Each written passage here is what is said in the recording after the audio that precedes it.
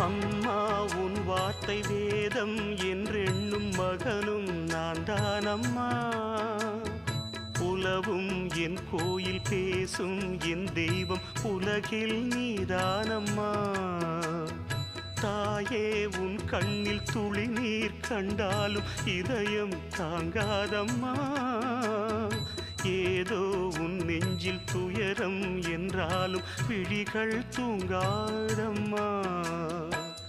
வண்ணமுகம் வாடி நிற்க பார்த்ததில்லை நானும் என்னாலும்.